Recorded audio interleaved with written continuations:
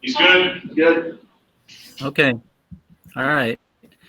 So I call the meeting to order at 6:30. If you join me in the Pledge of Allegiance. I pledge allegiance to the flag of the United States of America and to the republic for which it stands, one nation, under God, indivisible, with liberty and justice for all. Hang on, guys. Things fighting me. Okay. And at this time, we will have a presentation by Todd Labar from Watchdog, I believe. So, Todd, I'm going to turn it over to you. Okay. Thank you, John. Good evening, everybody. Just a quick update with regard to the project and some things that have taken place. The roofing contractor, RSI, is pretty much finished the gym roof with regards to all of the membrane. They're working on sheet metal trim right now. They'll probably wrap that up at the end of the month, and then that'll be it. They'll shut down for the winter and hopefully get started in the spring again when weather's a little more cooperative. Our site contractor, Paragon, has they've established some site perimeter fencing. They've got the new water main installed. They're working on some storm structures in and around the bus garage, and they've done some repairs on the storm structures at the elementary school. The general contractor has been working with the site contractor at the bus garage. They have the footers and foundation walls in place. The perimeter footer drain is in place. They're working on waterproofing the foundation walls now and beginning some block work. We still don't have a decisive plan of attack from the GC with regards to whether or not they plan to work through the winter months in terms of getting the walls run up on the bus garage. One question they have is Mike James with King & King is a little concerned about what block would be exposed during the winter due to effervescence and some bleed through if it's left to the weather, and it might look a little inconsistent with the rest of the block on the building if we start and stop. So we're working through that right now with them to get a clear answer on what he thinks would be acceptable. The GC's subcontractor, the masonry contractor, thinks he's got about 10 weeks of block work to get up to the bottom side of the roof. And we should have a clear decision from them, I would say, by the beginning of next week. So in addition to that, they've been working on the foundations over at the gym entrance area, and they are gearing up to do the most of the structural floor reinforcing at the elementary school. Some of it's going to get started at night, and then most of the welding and everything is going to take place, I think, over the Thanksgiving break.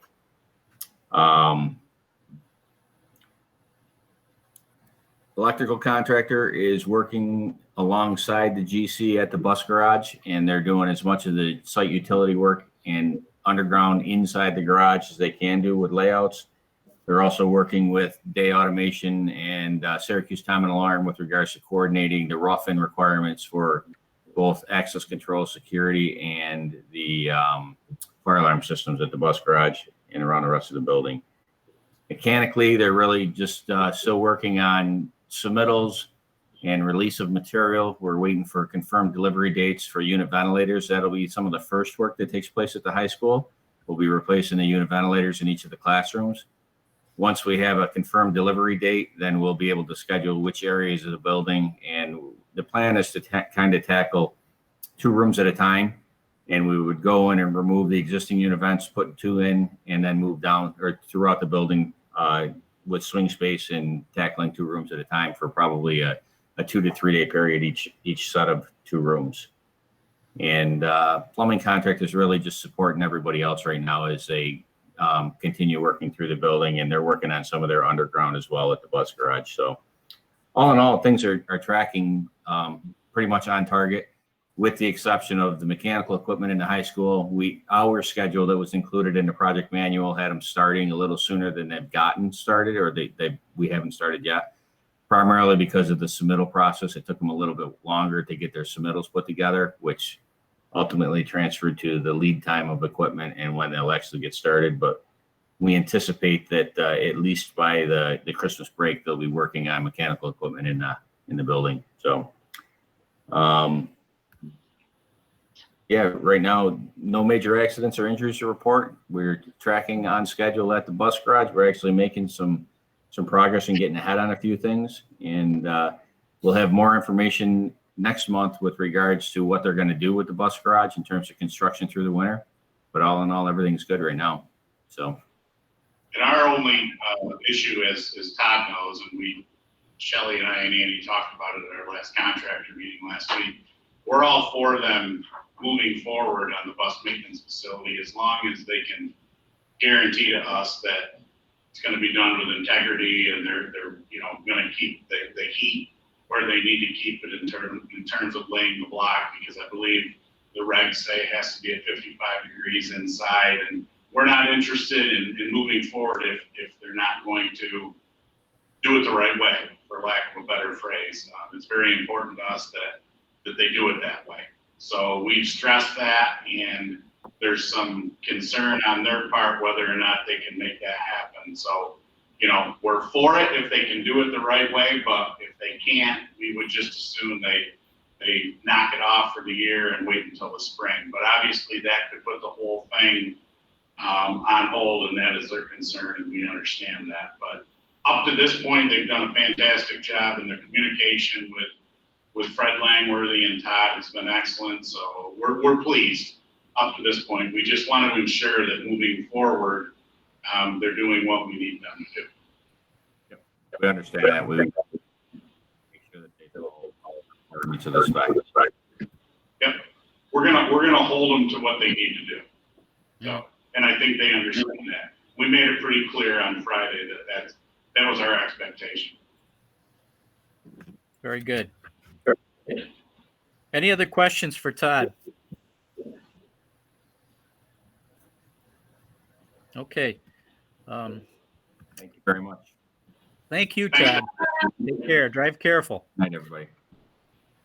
The next item on the agenda would have been public comments. We do not have a public with us, and I'd like to take this opportunity to explain to anybody who may be streaming in the reason we have to go back to this virtual format. Unfortunately, we received executive orders from the governor's office limiting participation to 10 people in close proximity.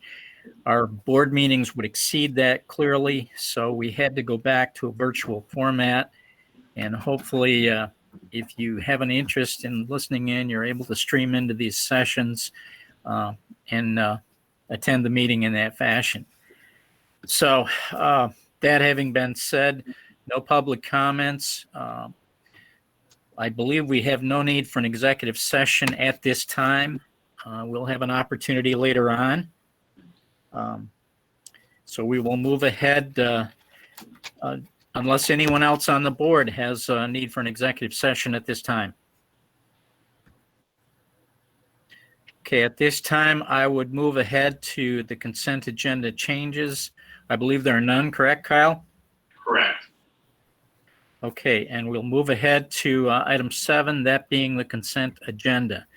Consent agenda including the item 7.1 through 7.7.4, and that is inclusive of approval of the minutes of the regular meeting of October 8th, approval of some CSD recommendations, approval of financial reports, approval of position authorizations and abolishments, of which there are none, approval of position resignations and terminations. We have one, that being the resignation of Alex Hurd as our cleaner. We have approval of leave of absences. There are none. We have an approval of a number of advisors for our classes and our organizations. Item 7.7.2, we have approval to appoint a long-term substitute to the position of art teacher. Item 7.7.3, we have approval to appoint Sherry Dwar as a cleaner. And item 7.7.4, position to also appoint Tricia Joy to the position of cleaner. That having been said, I will take a motion to get item 7 in total on the table. I'll move. And that was Mark. Mark? Okay, Mark moves. Second? I'll second. Oh, okay, who we got seconding? Michelle? Okay, we have a second from Michelle. All those in favor? John, can I ask a question, please? Yes, Heidi. I noticed on the positions for the yearbook, assistant yearbook, all of those positions, there's Honor Society, but not National Junior Honor Society. Are we not doing that this year, Kyle? We're holding off on that for now, just given the situation with what we've been dealing with. We're trying to limit the number of extracurriculars at this point, just from a financial situation. Okay. We hope that we continue it later on. Yeah, I would hope that we can see that back as soon as things are stabilized as well. Great. Okay. Thank you. Thank you, Heidi. Any other questions on any of the items under item 7? Okay, we have a motion and a second. All those in favor? Aye. Aye. Aye. And I have to take that as a roll call. Aye. And Brian? Aye. Mark? Aye. Joe? Aye. Heidi? Aye. Andrea? Aye. And Michelle? Aye. Okay, that item passes. Moving ahead to item 8, this is reports. And first of all, we have the board committee reports. We have Amy McCormick with the CDEP report. Amy? So on Friday, we had our full staff development day. I emailed all of you a list of what we were able to accomplish that day. Tonight we thought it was more important to share with you our reopening subcommittee meeting and what happened there.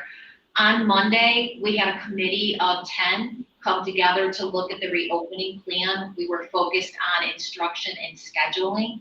And we talked for probably about 5 hours on all kinds of things about the remote instruction, in person, all those things that kind of come along with those pieces. So we had a teacher rep from each building. They had met with each building and their staff and came back with information to share with us. We really went through and we tried to listen. We tried to think of adjustments we could make. What we quickly realized was that there weren't many things that we can change at this point. The things that we thought about, we talked through, and we quickly realized there was a domino effect. So what we were able to do is look at small changes. Things like possibly looking at maybe breakfast at middle and school and high school might be shortened to like 15 minutes to then allow time to be freed up for a comment time for targeted instruction to be provided for at-risk students, or moving a kindergarten Google Meet by 10 to 15 minutes to allow teachers to have an opportunity for lunch. So while we didn't accomplish huge things, what we did do was we listened to one another. We put everything on the table, all of our ideas. We took pages and pages of notes to be able to share what we discussed. And we just quickly realized there's many things that we'd like to change, but we know that we can't at this point. We're gonna do what we can, and we're gonna try to make the most of it. But I really feel like it was important for us to have the time to work through all of those pieces and just be able to have those discussions and come up with what are the strengths of our instructional plan, what are the weaknesses, what are the things that maybe later in the year we can look at. What we all came to decide though was that there were some priority items. And I guess the number one priority for all of us is trying to get our kids back here as much as we can on site, as much as we can possibly do, and to adjust what things we have in place to just make it more efficient for the staff, for students, for everyone, and just to keep talking, to communicate with one another. And Kyle, I don't know if there's Yeah, I anything mean, you want to share. we thought it was really important to get us all together like that, to talk about, you know, where we started and how we've been over the first couple of months. Obviously, this isn't, it's not the best situation for anybody, teachers, you know, students, parents. It doesn't matter where you come from. It's a very difficult situation, but we wanted to gather as much information as we could.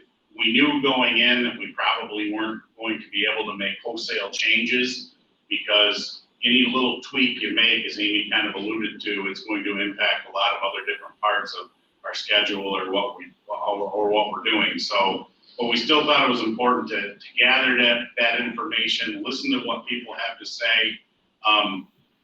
It was very easy to get, and these guys can back me up on this. It was very easy to get negative because there's so much negative stuff going on. But it brought us around. We were all, as a group, we ended up laughing a lot because we wouldn't let ourselves get so negative. It is what it is, and we're doing the best that we can. And I'm feeling pretty confident that we're working together quite well as a team, with our teachers and our staff and our administration, you know, being pretty close on this whole thing. And we plan to continue to do this throughout the duration of this stuff. And, you know, we're doing the very best that we can for our kids. I think we're as prepared as we can be for what is probably going to happen within the next few days, given what's going on out there in the community within the county.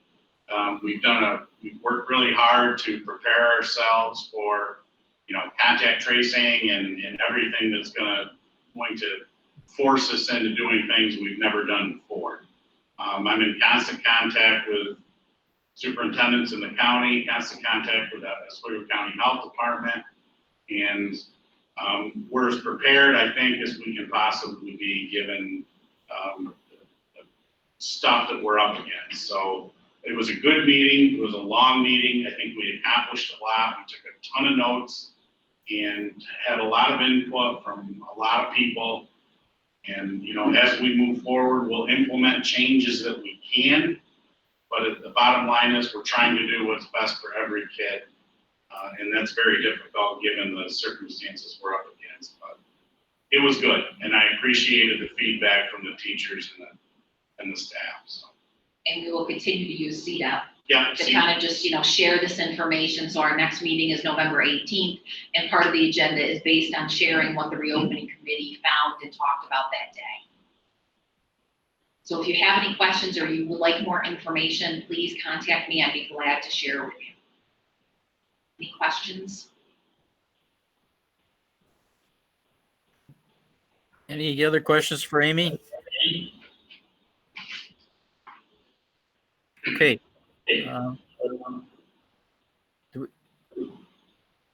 Okay, thank you, Amy. I don't know if there's I'm getting the feedback there. I didn't know if anybody had a question or not. Thank you, Amy, and we'll move ahead to the next report, that being Oswego County BOCES Board of Education.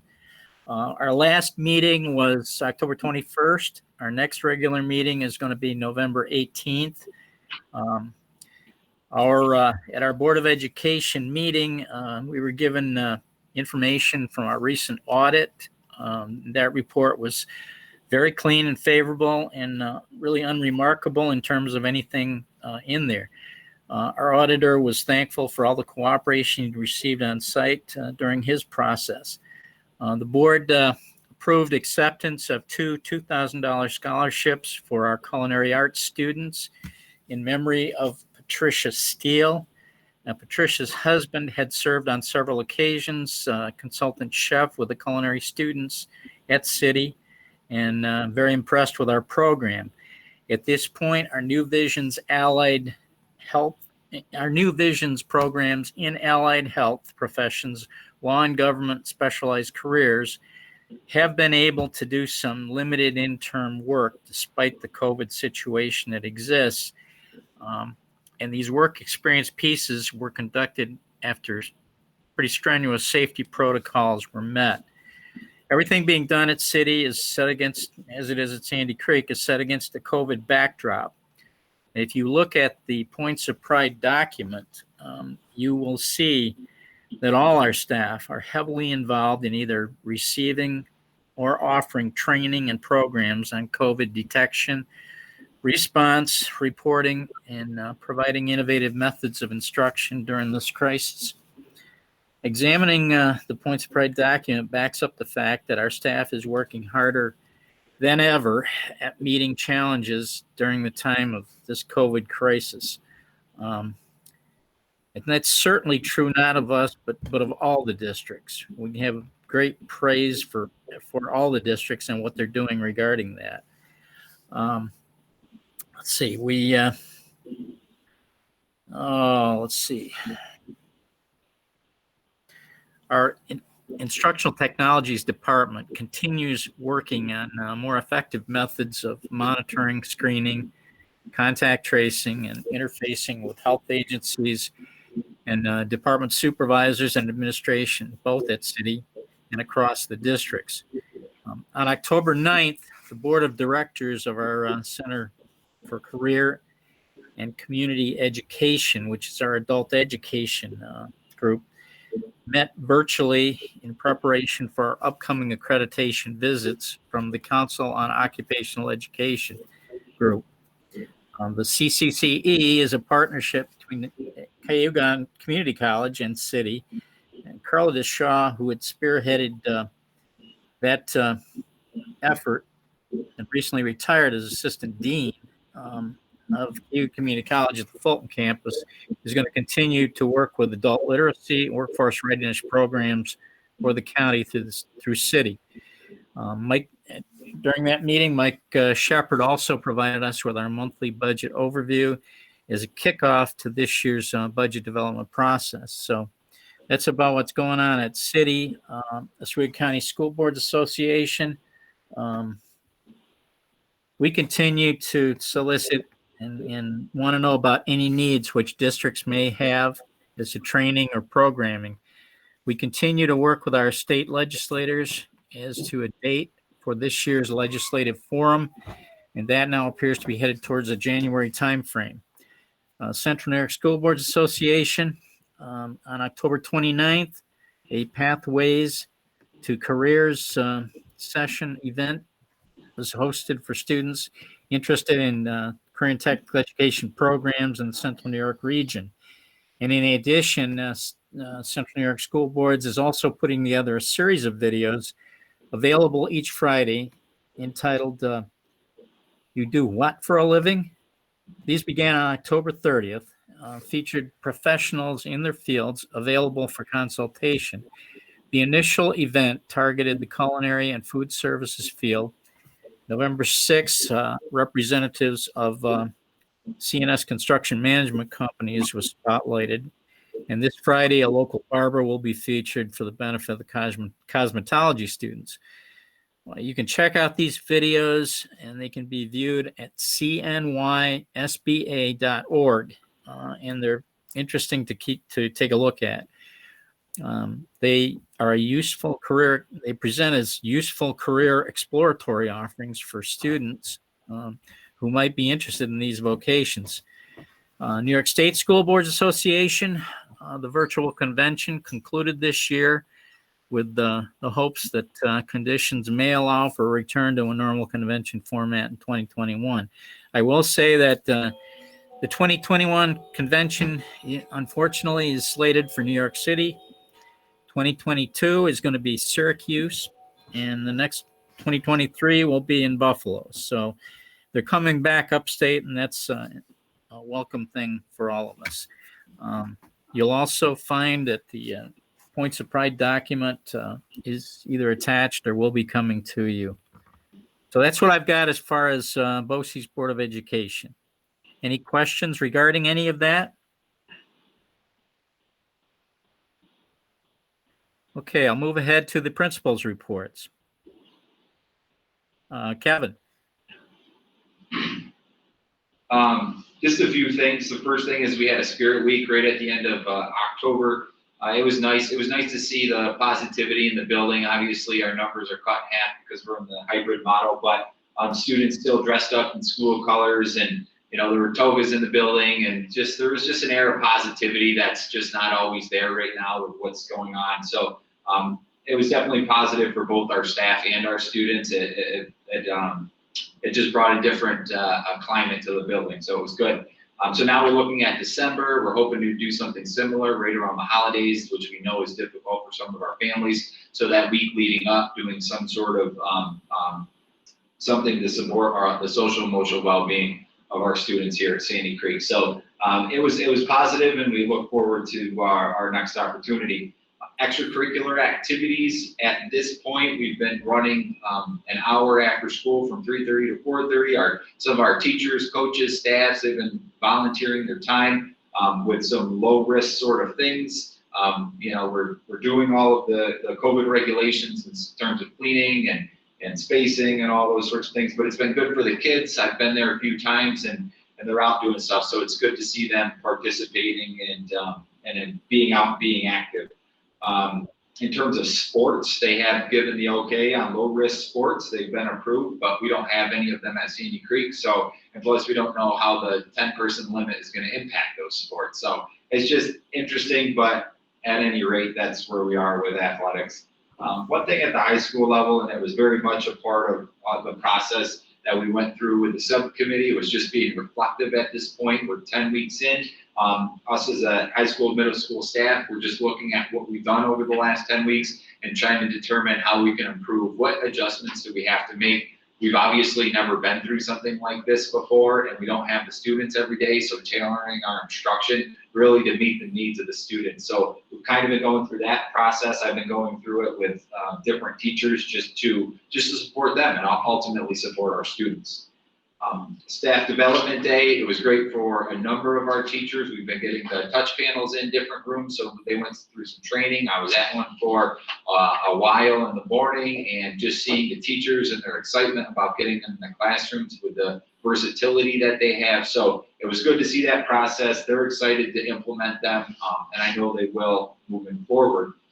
The last piece is next week we have the National Honor Society induction ceremony. It'll take place on the 17th at 6 o'clock. It is virtual as a result of obviously COVID. We will have 16 inductees this year, and we are definitely looking forward to it. We announced the inductees over the announcements earlier this week on Monday and Tuesday because we had to hit both groups. So they're all fully aware, and again, we're excited to induct them. Very good. Thank you, Kevin. Any questions of Kevin? Okay, is Tim with us this evening? I'm here. It is. Oh, there you go. Here. So in the elementary, October 30th was Halloween for the elementary. Students came to school either dressed up or dressed up when they arrived at school. Of course, we could not do a parade, and we didn't accept outside treats this year for parties, but Buffy Peterson and some other individuals were able to put together, with help from Tracy Sullivan, all the kids received a goodie bag. They had cider brought to the room and a treat, so we were able to do some things. The kids were all dressed up. Most of the teachers, I believe, dressed up that day as well and had some fun with the kids. Even though we didn't have the parade, it ended up being a very good Friday right before Halloween, and it was nice to see the kids excited and happy to have that happening. Other things, the staff day, as Kevin mentioned, for the elementary, for K through 3, we spent a portion of our time in the morning working on the OCLI, the Oswego County Literacy Initiative. And I have to thank Jennifer Guestwick, our reading coach, and also our new coach from OCLI, Jenny Murphy. They trained the staff and worked with them. It had been a full year since we had done anything with OCLI because of weather, and then of course what happened in the spring. So it was time. It was well overdue that we needed to revisit it. It was good to bring back some of the concepts and things that we've been trying to work towards. So it was good to see the staff get an opportunity for about 3 hours to work on that. We also explored a little bit more with clear touch panels. They have been in the elementary, especially in the K2 rooms since the beginning of the school year. 3 through 5 got theirs shortly after. And every room I walk into, they're using them. They are happy to have them, and they're learning new things about these panels every day. So it's been awesome having them. So thank you for your support with those. Teachers also spent some time learning Zern, which is a math program that's going to help us should we go remote. Students will be able to use the program. Teachers can tailor it to what they want the kids working on. It mirrors the New York State modules for math, which is great because the kids can learn the same curriculum using that program. It'll just help to enforce what the teachers are already teaching in the math. And also IXL Math, which is more for grades K through 2 in the elementary, which also helps to target certain standards and repetitive practice for the students. So those two things are good for anticipation of if we have to go remote. These are pieces that will come into play for the students. Along with the whole idea of remote, the elementary teachers have been very busy in their grade levels preparing remote learning schedules, making sure they're ready to go. Should we find ourselves in that situation, we have those schedules ready to push out the parents so that we're ready to go with those. We tried to mirror what the schedule looks like now in person, but kind of tweak it a little bit so that kids are not on a screen all day long, but that they can check in, access some materials, work on some things, meet with the teacher, do some learning, get some support. And then also we built in specials time, so our special area teachers will check in with those kids in a remote setting as well, if we find ourselves there. Some of the teachers have even gone so far as to practice what that might look like using their devices while they're here, so we can make sure they know how to access Seesaw, access Google Classroom, and be ready to go should we have to. And lastly, Parent Square, I can't say enough about how impressed I am with the app Parent Square. It is a quick, easy tool for us as administrators to push out things to our families. The teachers can push out messages, share newsletters, etc. We did our parent-teacher conference signups, and within a day of when I pushed all those out to parents, we had about 50% of our parents had already signed up for parent-teacher conferences. So the response time was that quick, and it was pretty impressive. We continue to find new things that we can do with it. I can tell you that we've improved communication with some parents that were hard to reach in the past. We found out that this is the new tool that's going to get them involved a little bit more. So we've increased engagement with parents, which is nice, which was kind of the whole point of the app. So I'm very glad that we got that program here. Any questions of him?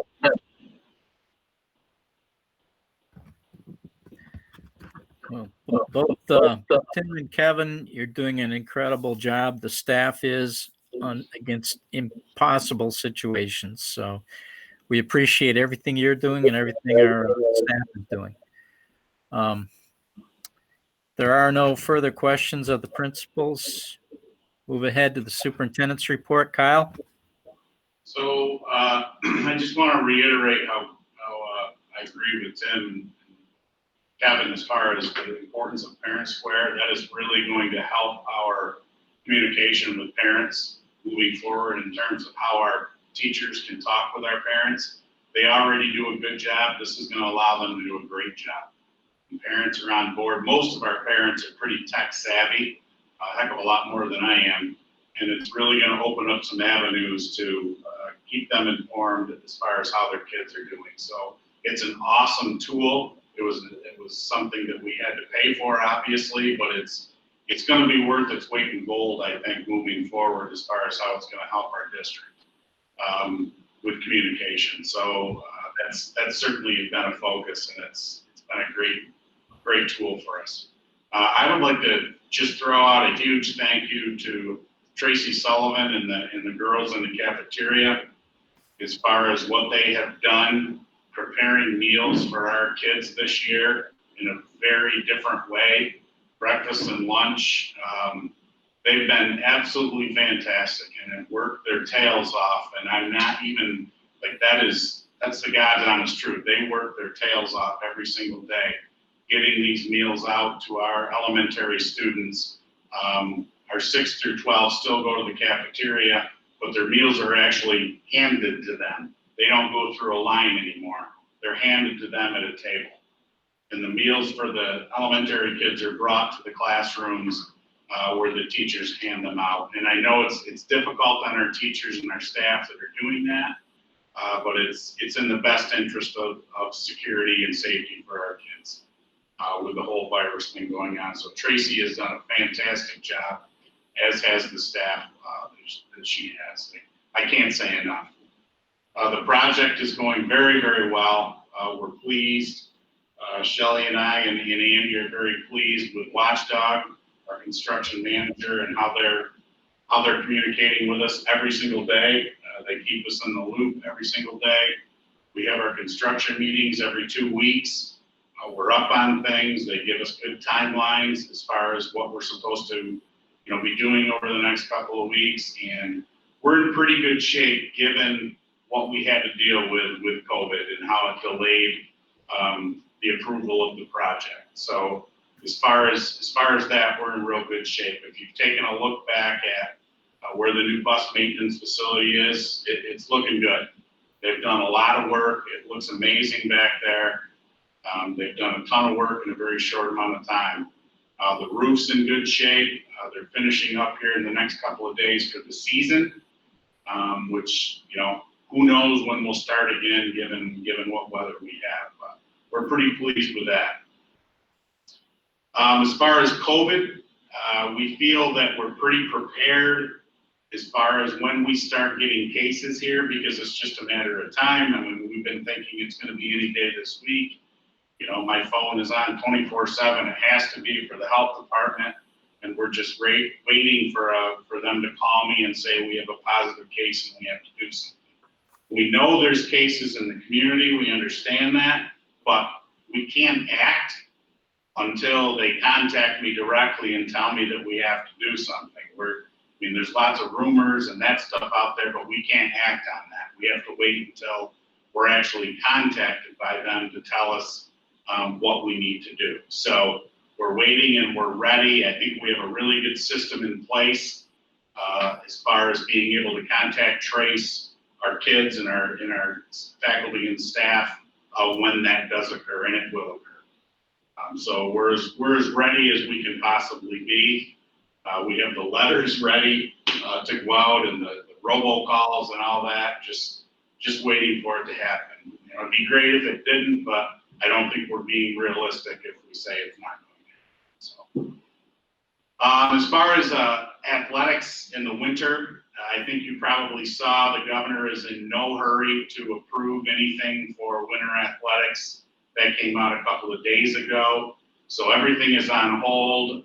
I'm a part of the Section 3 or the Frontier League Executive Committee, and we meet regularly. I'm also on the Section 3 Chief School Officer Committee, and we're really in a holding pattern, waiting to see what the governor is going to dictate to us. So there's certainly nothing going to happen in this area until at least the middle of December. We can say that much. After that, we'll see. We'll see. But I don't have a great feeling about it. I think it would be wonderful for kids if we could do something.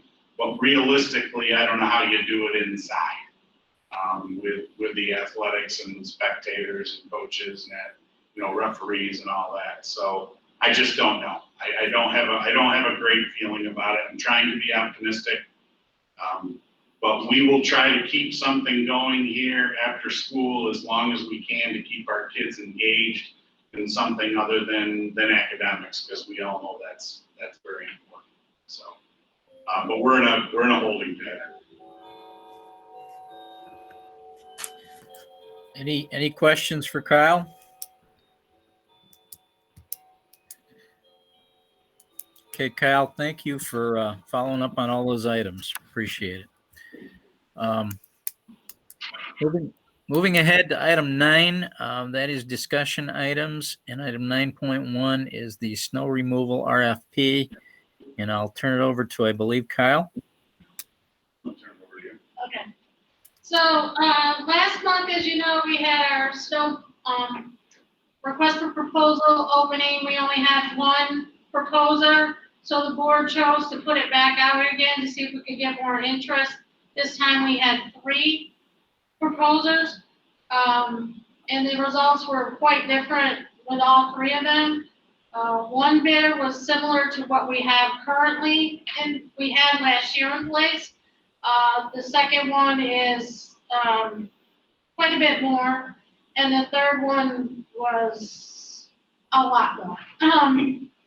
So, for instance, the one person, the snow plowing portion, they bid seasonal 17,000-ish, and they kept their rates the same as our current person has right now, well, had, for last year at $80 an hour, depending on the piece of equipment that was used. The second bidder, their seasonal rate was 26,000, quite a bit difference between that and the 17,000. And the third person had only a seasonal bid for snow plowing only, not removal, of 90,000. So that kind of gives you a cue kind of where they fell. Andy took the opportunity today to call the bidder that was close to what we have had in the previous. That would be Mr. Krass of Krass Firewood and Snow Plowing. They went over the equipment with him, making sure that everything was going to be accurate and what we need here to make sure that we can open on time. He went over all the bid requirements, all the specifications with him, and Andy was assured that everything was looking good.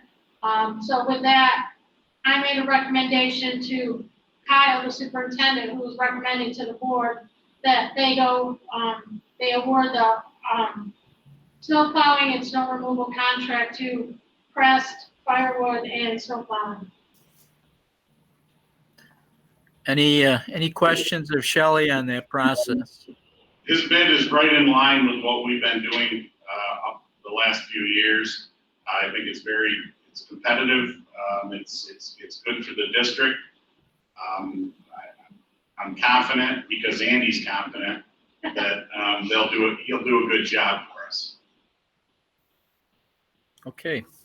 Now he has a way to move it if he's got to move it? Yes. Yes. He is subcontracting with another vendor that we use quite often here in the district, and To remove it. to removal. And the other thing is that in our contract, we also have the right to remove it ourselves, or we can have the county move it for the town.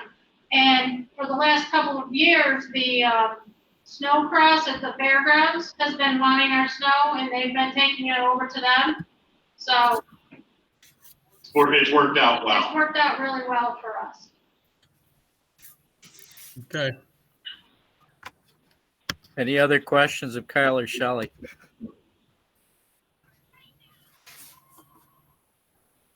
Okay. Thank you for the work on that, guys. Moving ahead to item 9.2, are there any other discussion items to come before the board this evening? Okay, moving ahead to item 10, that is communications. There are apparently none. We will move ahead to item 11. Those are action items. Item 11.1 is the master list of substitutes for instructional staff and support staff. And I will take a motion to get that on the table.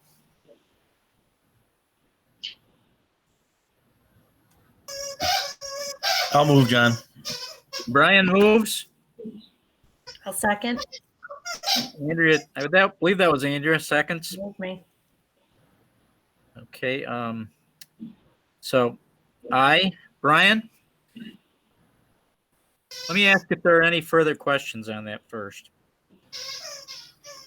Okay, take a vote. Aye. Brian? Aye. Mark?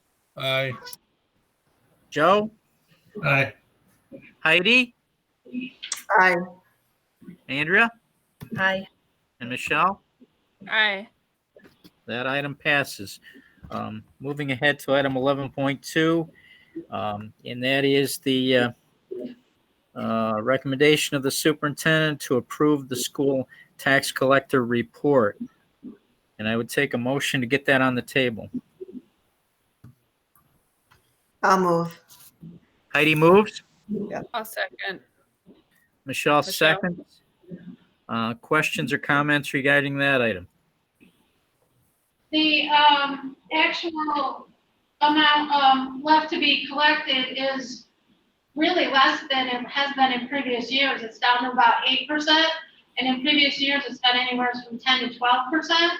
So that kind of surprised me a little, knowing the state of the economy, but, so, that's good news, I guess. Good, that's encouraging. All right, any other questions? Okay, I'll take a vote on that. Aye. Brian? Aye. Mark? Aye. Joe? Aye. Heidi? Aye. Andrea? Aye. And Michelle? Aye. That motion succeeds.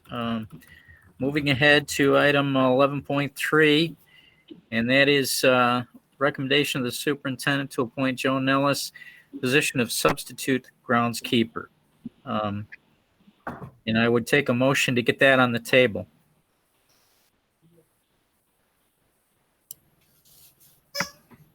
I'll move. Was that Andrea? Yep. Okay. Need a second? I'll second. Brian seconds. Any questions on this item? Okay, we'll take a vote. Aye. Brian? Aye. Mark? Aye. Joe? Aye. Heidi? Aye. Andrea? Aye. And Michelle? Aye. Motion passes. We'll move ahead to item 11.4, and this is approval to approve recommendation of the superintendent to approve an annual stipend for Jason Vickery for superintendent of grounds or supervisor of grounds. Take a motion to get that on the table. I'll move. And that was Joe? Yep. All those in second? I'll second. Michelle seconds. Any questions or comments regarding that item? Yeah, I do. Was that brought up, does seniority matter, or did we just pick Jason because we think he can do a better job than like Gerald or something? I mean, I know Gerald's going out for a little bit, but.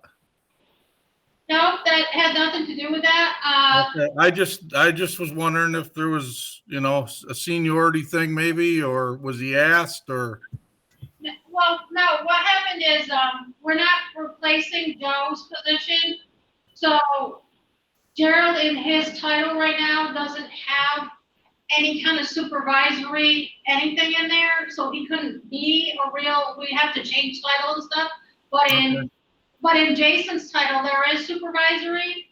So what we have done is, we've increased the scope of Jason's work. Okay. Any other questions on that? I have a question on this. On the agenda, it says not to be prorated in the first year. So does that mean he's just taking that responsibility now? Can you explain that for me, please? He's been doing it for a while, a little bit of it, as he's been they've been training with Joe to try to figure out how to line the fields and things like that.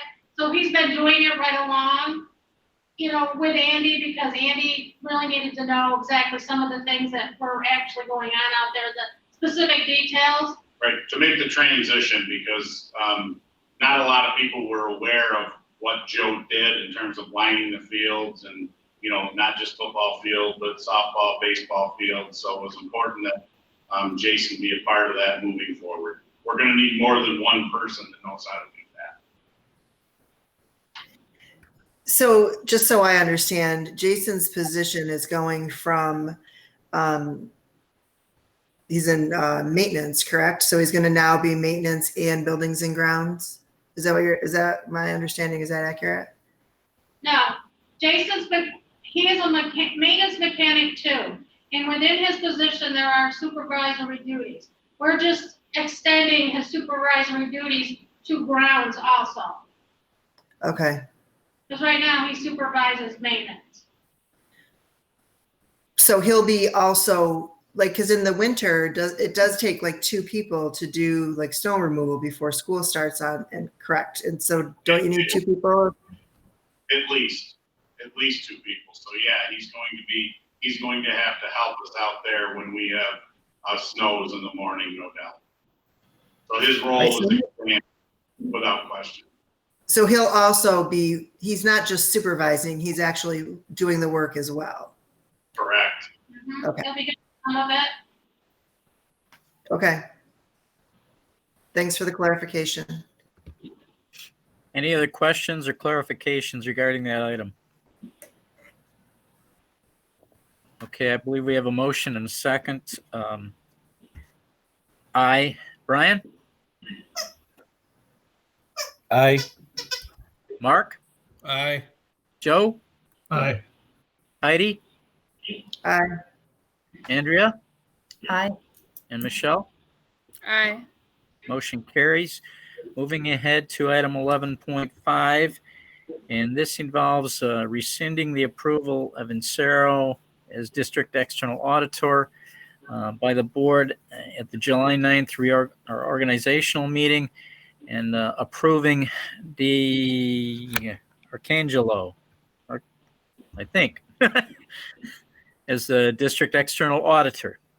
So I'll take a motion. I'll move. Heidi moves. I'll second. Mark seconds. Questions or comments regarding that item? What happened was, when the auditors were due to be here, I called them and I asked them, when are you coming? And they're like, we're not. Okay, that's nice. Because due to COVID, they're really running way behind, and people working from home and all kinds of things, and said, okay.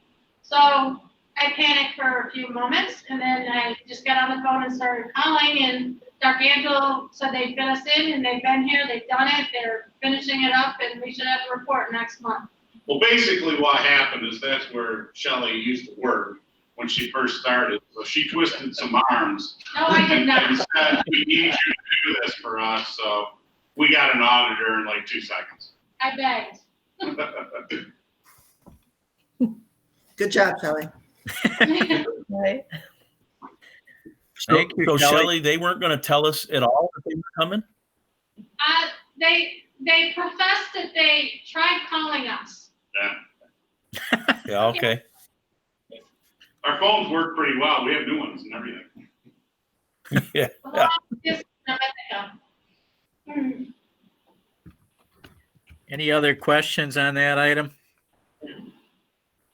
Okay, we have a motion and a second. Now I'll take a vote. Aye. Brian? Aye. Mark? Aye. Joe? Aye. Heidi? Aye. Andrea? Aye. Michelle? Aye. Motion carries. Moving ahead to item 11.6. This is a recommendation of the superintendent to approve Dr. John Fania, MD of Watertown Pediatrics, as the district's secondary school physician. Take a motion on that. I'll move, John. And that was Joe. I'll second, John. Mark seconds. Okay, any questions or comments on this item or further information? So a couple times over the last couple of years, we've needed a second opinion, given some different circumstances we've had with different issues. And as you know, our school position is Connects Care. And that's where most of our students and a lot of our staff go. So sometimes it can be a conflict of interest. So after talking with our school attorneys, we felt it was necessary to get a secondary position in case we did need a second opinion. So our attorney up at Jeff Lubosi's helped us come up with this gentleman who has a very good reputation. He's been a school attorney, a school doctor for several districts up in Jefferson County. So We yeah, did South an Jeff. RFP, Yeah. we did an RFP, basically, everybody didn't respond because of COVID, and that's what they said, they sent us a sub saying we can't respond because of COVID. But he did, and he does South Jeff, Sackett's, a bunch of them, and, he came with really great references, our school attorney thinks that he's great, so. We would definitely highly recommend him. Yes, and he's Kevin's pediatrician. And he's Kevin's pediatrician.